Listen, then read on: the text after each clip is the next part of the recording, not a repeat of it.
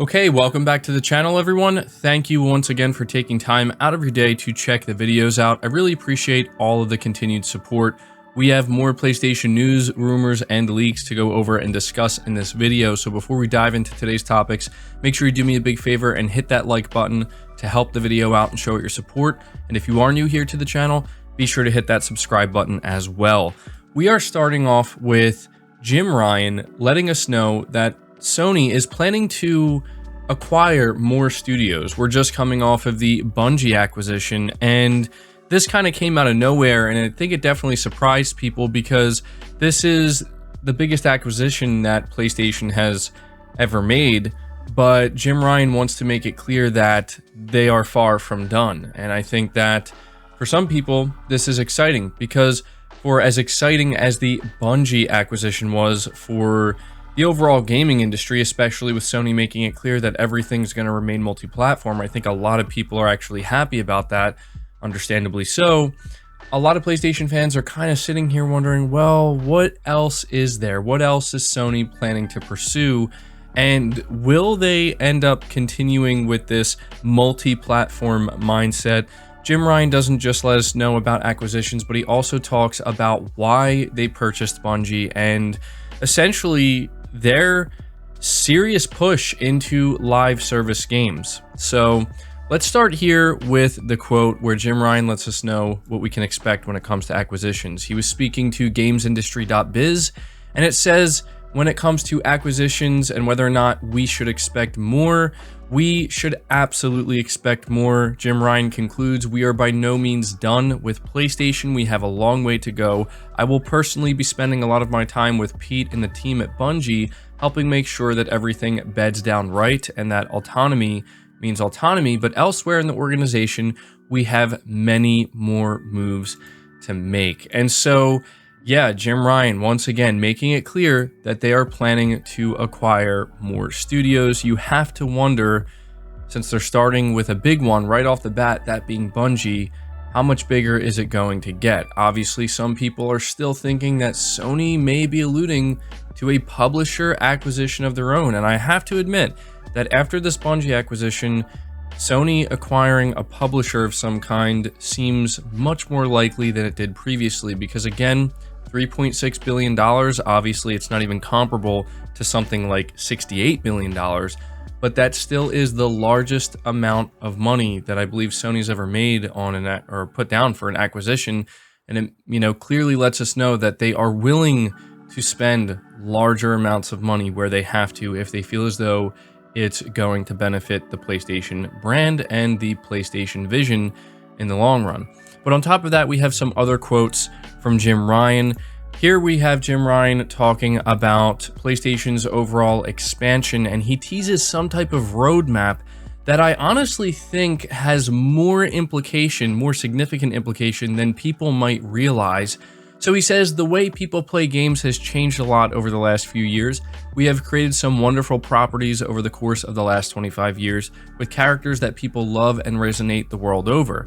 Offering the opportunity to enjoy those experiences in a completely different way is something that we are very excited about. I can't go into details today, but we have a really amazing roadmap on how to do that. So he's teasing some type of roadmap, and he seems to be hinting at Sony at some point revealing this roadmap publicly and letting every PlayStation fan know and every gamer know, like, this is their roadmap, this is what they plan to do. And we know that Sony at this point is looking at things very differently than they have previously. They are looking to expand the PlayStation brand rapidly, and they're not just looking to keep it contained to the console. I think we all know that by now, but I think that they're looking at it in a much more wider view than maybe even we originally thought. We have more comments from Jim Ryan during this games industry interview that backs this up. He says, I've been on record talking about increasing the size of the PlayStation community and expanding beyond our historic console heartland. This can take many forms, and definitely one of the main ones is the ability for the wonderful games that we've been making over the past 25 years to be enjoyed in different places and played in different ways. We are starting to go multi-platform. You've seen that. We have an aggressive roadmap with live services and the opportunity to work with and particularly learn from the brilliant and talented people from Bungie. This is going to considerably accelerate the journey we find ourselves on now. This is a very important quote because some people might not fully understand what Jim is talking about here, so I'm going to break it down for you. The first thing he's revealing is why Sony bought Bungie and why Bungie is essentially going to remain multi-platform. This has confused a lot of PlayStation fans. Why would Sony spend $3.6 billion to then just announce that, you know, all of their games, whether they're released now or they're coming out in the future, new IP, it doesn't matter, they're all going to be multi-platform? It's because that's not why Sony bought them. They didn't buy Bungie to make their games exclusive. They bought them to leverage their expertise with live service, because this is something that Sony is very, very serious about going forward. They want to have not just one, not just two, but many live service titles that can obviously be a continuous revenue stream. But I think he's also hinting here that when it comes to these live service titles, they'll be likely multiplayer games. We know that Sony has a lot of multiplayer games in development.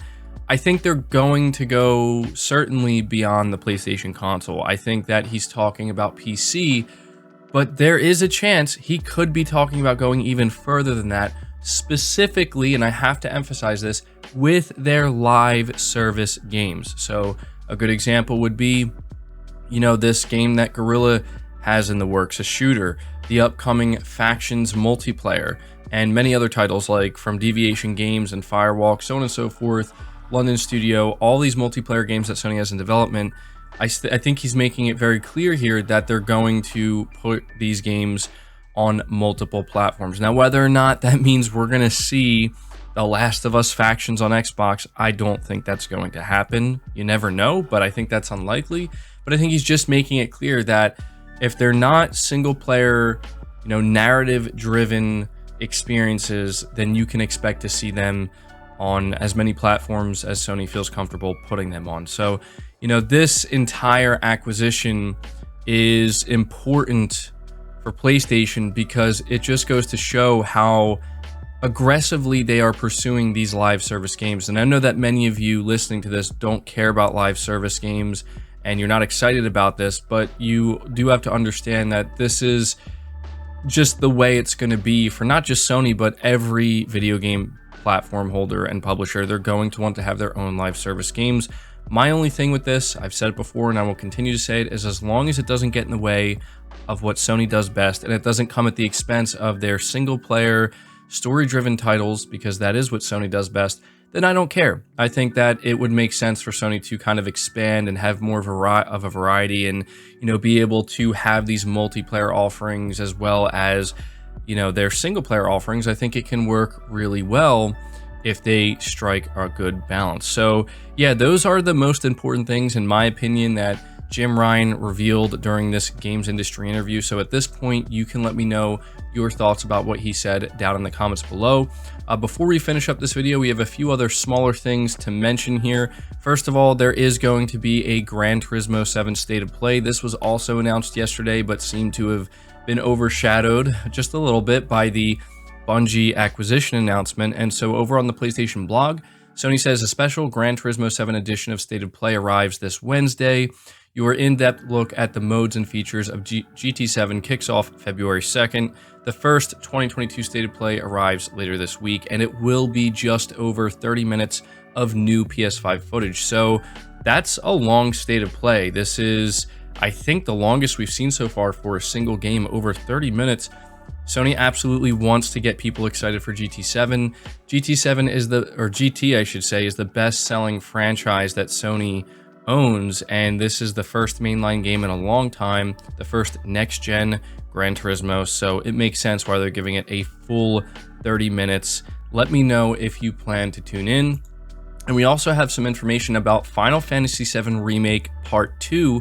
This is reading from PlayStation Universe, where they say, speaking during a live stream for the Final Fantasy VII 25th anniversary today, Square Enix's Yoshinori Kitase revealed that the company plans to unveil Final Fantasy VII Remake Part 2 at some point this year. This is the translation. He says, "We are hard at work on Final Fantasy VII Ever Crisis, so please look forward to that. In addition, with regards to the long-awaited Final Fantasy VII Remake Part 2, there will be more information this year if we can." Pushed if he was sure as to whether or not Final Fantasy VII Remake Part 2 would be unveiled this year, he replied, quote, "Well, yeah, we just started the 25th anniversary of Final Fantasy VII, so we want to celebrate and get fans excited. So within the next 12 months, we want to share some information.